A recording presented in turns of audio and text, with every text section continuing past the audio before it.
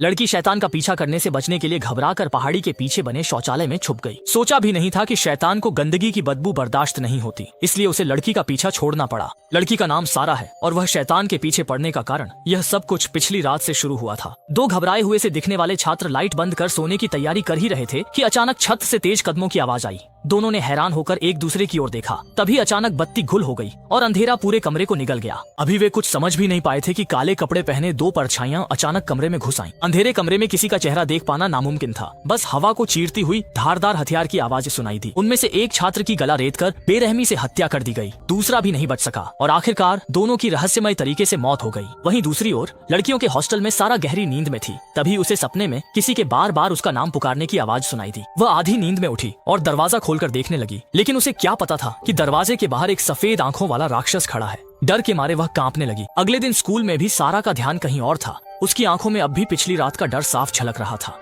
इसी दौरान दोनों लड़कों की हत्या की खबर उप प्रधानाचार्य माडेल तक पहुंची। घबराहट रोकने के लिए उसने खबर छुपाने का फैसला किया और दोनों शव अस्थायी रूप से स्कूल की प्रार्थना कक्ष में रखवाए। बाकी सब कुछ प्रधानाचार्य के लौटने पर तय होगा। शाम होते होते पिछली रात के डर के कारण सारा की तबीयत कुछ ठीक नहीं थी, इसलिए वह आराम करने के लिए मेडिकल रूम चली गई। तभी उसने देखा कि एक महिला धीरे धीरे अंदर आ रही है, लेकिन अगले ही पल वह महिला अचानक गायब हो गई। इस अजीब घटना ने उसके डर को फिर से जगा दिया। वह मेडिकल रूम में और रुकने की हिम्मत नहीं कर पाई और लड़खड़ाते हुए बाहर भाग गई। लेकिन अभी वह खुद को संभाल भी नहीं पाई थी कि अचानक एक ठंडी हाथ ने उसके कंधे पर पकड़ लिया। सारा ने तुरंत पहचान लिया कि वह वही राक्षस है जो पिछली रात आया था और वह जान बचाने के लिए हॉस्टल की ओर दौड़ पड़ी। लेकिन राक्षस उसके पीछे पीछे लगातार दौड़ता रहा। आखिरकार वह पीछे के पहाड़ के शौचालय में छुप गई। तब जाकर वह राक्षस की पकड़ से बच पाई।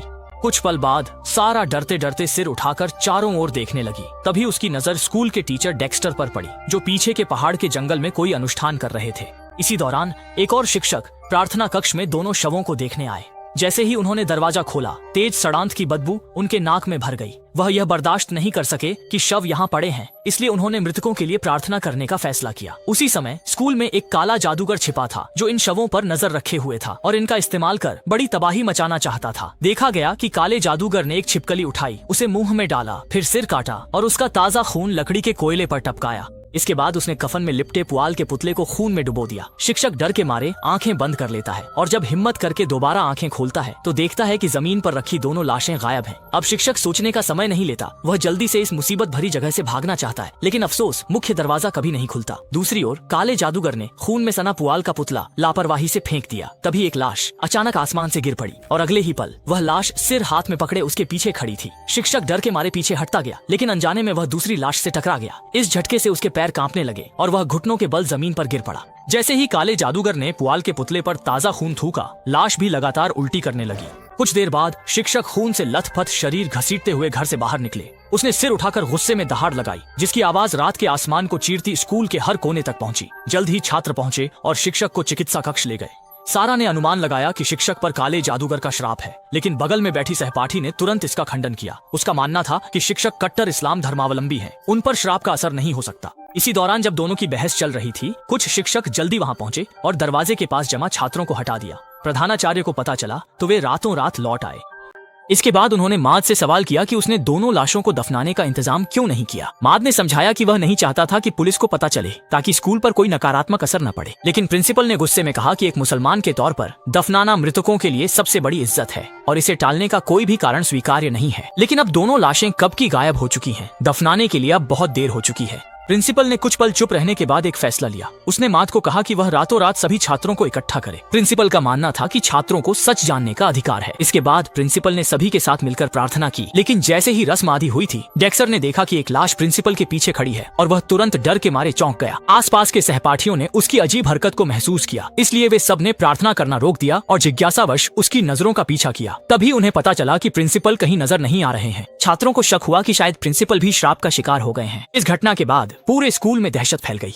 माद ने प्रसारण से सभी छात्रों को हॉल में सोने को कहा और सभी शिक्षकों की बारी बारी निगरानी की व्यवस्था की। टास्टिन का मानना था कि लगातार हो रही अजीब घटनाओं के पीछे जरूर कोई है। उसे इस मुसीबत की जड़ को ढूंढना ही होगा। जब सभी लोग गहरी नींद में थे, टास्टिन अपने सबसे अच्छे दोस्त को लेकर चुपके प्रिंसिपल के ऑफिस में घुस गया। दोनों ने वहां हर जगह कोई अहम सुराग ढूंढने की कोशिश की। इसी दौरान एक पुराना अखबार टास्टिन का ध्यान आकर्षित करता है, जिसमें जादूगरों के नरसंहार की खबर थी, जिससे शहर में अफरा तफरी मच गई थी।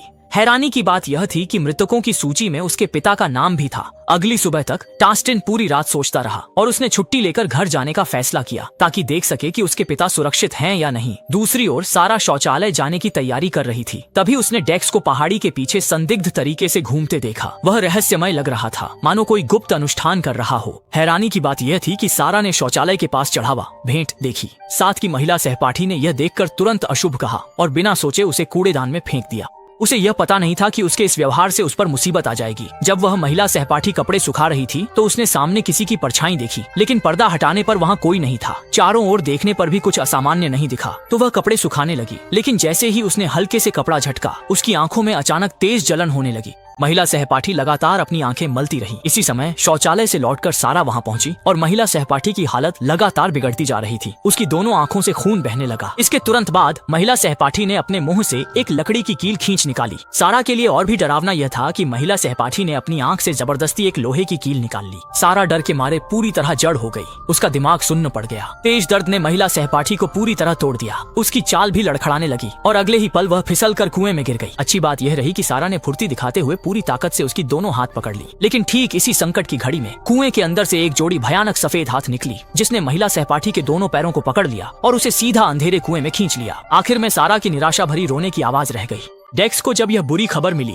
वह तुरंत मार्डर के पास गया और बहस करने लगा। वह भावुक होकर कहता है कि अब प्रिंसिपल लापता हैं और छात्र भी शिकार हो रहे हैं, तो स्कूल सुरक्षित नहीं रहा, इसलिए सभी छात्रों को जल्द घर भेजना जरूरी है। लेकिन मार्डर स्कूल की प्रतिष्ठा के कारण पुलिस को सूचना देने के लिए तैयार नहीं होता। यहाँ तक कि वह कहता है कि बाहर दंगे हो रहे हैं और छात्र स्कूल छोड़ भी दें तो भी वे खतरे से नहीं बच सकते। आखिरकार मार्डर ने सुझाव दिया कि सभी शिक्षक और छात्र मिलकर प्रार्थना करें ताकि स्कूल इस कठिन समय को सुरक्षित पार कर सके। लेकिन जैसे ही प्रार्थना आदि हुई थी, एक बार फिर अजीब घटना घट गई। कुछ छात्रों की आंखें सफेद होने लगीं, उनका व्यवहार बहुत अजीब हो गया और वे लगातार बड़बड़ा रहे थे कि सब मर गए। इसके तुरंत बाद और भी ज्यादा छात्र उस श्राप की चपेट में आ गए और वहाँ पूरी तरह अफरा तफरी मच गई।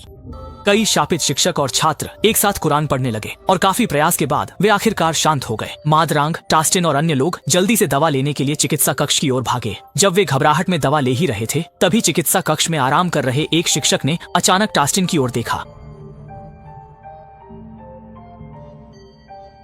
टास्टिन ने सुना और बिना पीछे देखे ही मुड़कर वहां से चला गया, जबकि शिक्षक वहीं खड़ा रहकर कांच के टुकड़े चबाता रहा। सारा ने देखा कि टास्टिन गुस्से में स्कूल छोड़ने जा रहा है, तो उसने उसे रोकने की कोशिश की और याद दिलाया कि शायद यह काले जादूगर का जाल है जो उसे स्कूल से बाहर निकालना चाहता है। लेकिन टास्टिन के दिमाग में बस एक ही बात थी, जल्दी घर जाकर अपने पिता से मिलना। समझाने और उकसाने का भी असर नहीं हुआ। आखिरकार टास्टिन ने दृढ़ता से स्कूल का गेट पार किया।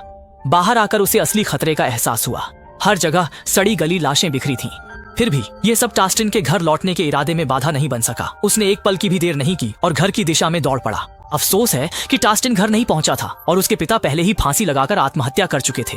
लौटते समय टास्टिन ने देखा कि दो काले कपड़ों में लोग बेरहमी से किसी की हत्या कर रहे हैं। उन्होंने टास्टिन को देखा, पहचाना कि वह धार्मिक स्कूल का छात्र है और उसकी जान लेना तय किया। यह देखकर टास्टिन को बस अपनी रफ्तार बढ़ाकर भागना पड़ा। काले कपड़ों वाले लोगों से बचने के लिए उसने खुद को एक लाश की तरह छुपा लिया और सड़ चुकी लाशों के ढेर में छिप गया। आखिरकार वह किस्मत से इस मुसीबत से बच निकला।